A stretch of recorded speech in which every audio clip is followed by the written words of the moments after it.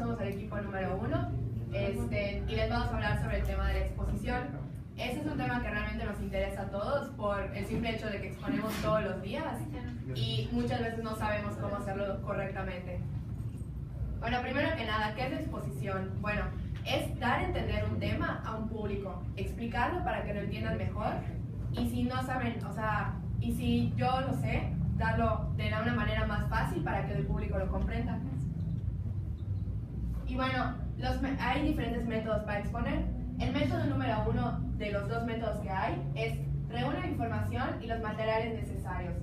Prepárate y deshazte de los nervios. Bueno, ¿qué es esto? Es principalmente que conozcas bien el tema para poder explicar correctamente y no llegar no preparado a la exposición y que te ganen los nervios. Y bueno, una buena exposición abarca diferentes secciones como el planeamiento, la presentación, incorporación de material audiovisual, diapositivas o tablero y una conclusión. Muchas veces llenamos la diapositiva con mucha información y esto es lo que distrae al público, entonces es importante meter material audiovisual para mantenerlos entretenidos y que no se distraigan. Sí. ¿Yo comencé? Ah, bueno, esfuérzate en la planificación. Asegúrate de empezar a indagar sobre el tema con suficiente tiempo para que no te quede incompleto y para evitar que los nervios, como había dicho antes, por no saber tu tema, te ganen. Y bueno, debes prepararte para el lugar en donde desarrollarás la exposición, tomando en cuenta factores como el tamaño del espacio, para el volumen de tu voz, la distribución de las sillas, iluminación, etc. Como había dicho antes la maestra, si se apagan las luces por completo, lo más probable es que las personas se duerman. Y bueno, igual mantener un tono de voz correcto para que no se aburran las personas y no se distraigan. Y debes tener la exposición totalmente elaborada antes de agregar las ayudas audiovisuales. O sea, no es en lugar de ni nada, o sea, poner como una definición concreta, ayudándote de una imagen para que se pueda comprender mejor el tema. Y debes preparar recursos que tengas para exponer con anticipación, para que puedas realizar un ensayo antes de utilizarlo, ya sea láminas, cuadros conceptuales, diapositivas. Y bueno, nosotros nos apoyamos mucho de diapositivas, pero hay muchas otras formas de las cuales nos podemos apoyar para hacer una presentación correctamente.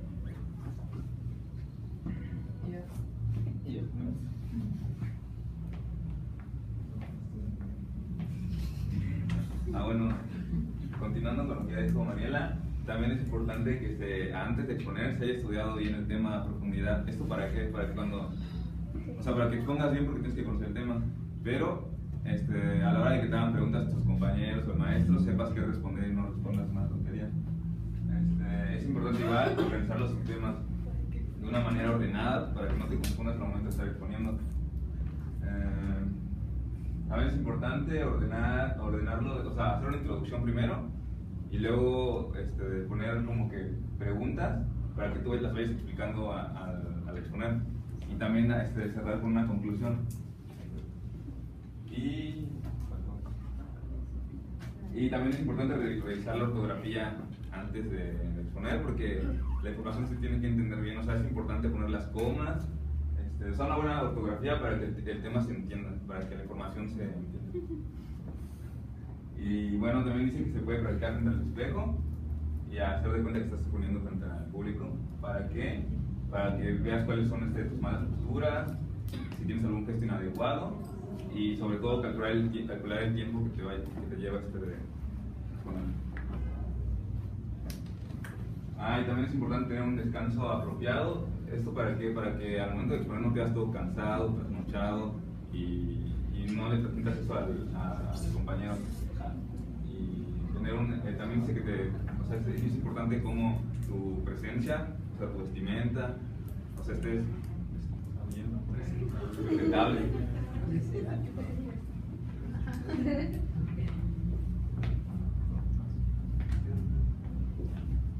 Bueno, yo les voy a hablar del segundo método y más que nada es de que, o sea, empieces a realizar la presentación. O sea, tú te vas a parar y normalmente te deben decir de que debes estar de pie porque para tener como que un amplio campo de visión, y ver a todos y más que nada para que sea un poco más interactivo. Pero también te dicen que tú puedes agarrar y poner tu estilo. Por ejemplo, hay gente como mi amigo Efraín que agarra y no sé, hubo alguna vez que se sentaba aquí y empezaba a explicar, pero o sea, esto se puede hacer, no es nada malo.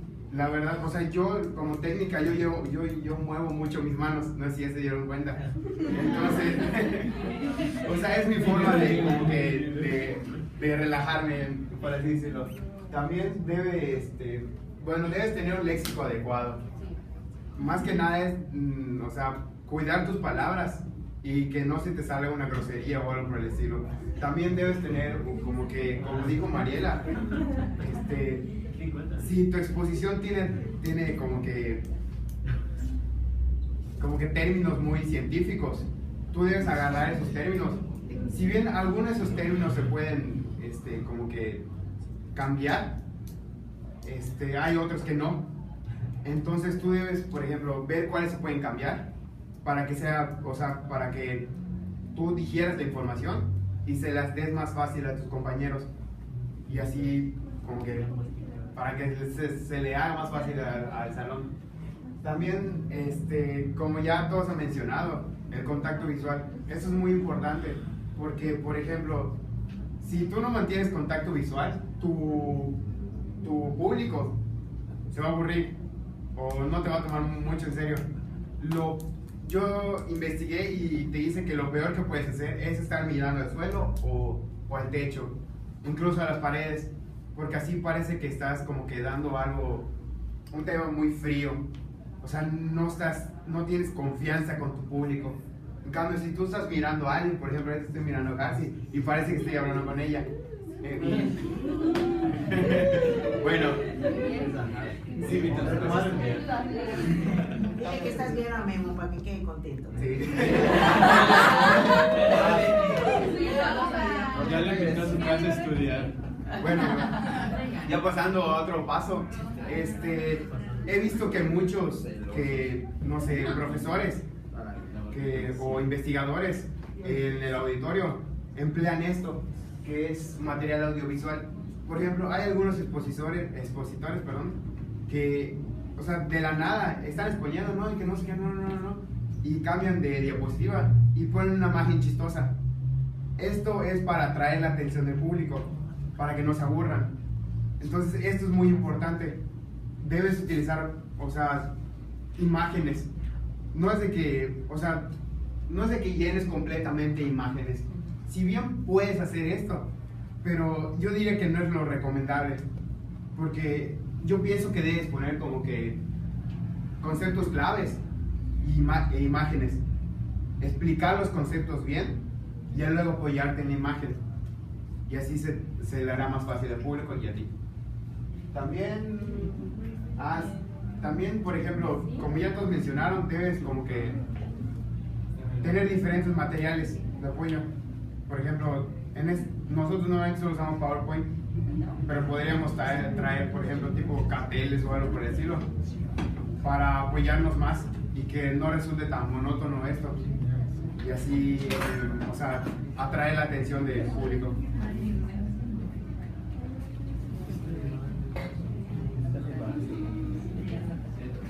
Al momento de hacer la presentación, pues es prudente hacer las pausas necesarias. En el momento en el que te acuerdas una idea o en el que estás pensando en lo que vas a decir, a veces es normal sentirse bloqueado, tener algunos problemas, y estas pausas te ayudan para también explicar tu idea, dar a entender. A veces estás parado y se te olvida y dices, no, es que quiero dar a entender, y esas pausas son prudentes. Es también evitar también como mesura, porque ¿qué pasa si yo estoy en una pausa prolongada y estoy así? Pasa esto. Entonces, cuando se evita una pausa prolongada, hay que evitar pausas prolongadas, porque ¿qué pasa? El que está exponiendo es el que tiene el dominio del aula, del salón, es el maestro de esta parte. Entonces, yo puedo pasar y yo puedo estar aquí recorriendo el salón y puedo estar exponiendo y mirándolos a todos, y me van a hacer caso, porque voy a estar acá echando las miradas, voy a estar recorriendo el salón. Soy la persona que pasa, tiene el control. Entonces, es parte de lo que uno debe de entender cuando pasa a exponer, que es el que tiene que es el que crea el vínculo de confianza, porque es el que debe de dominar el tema a las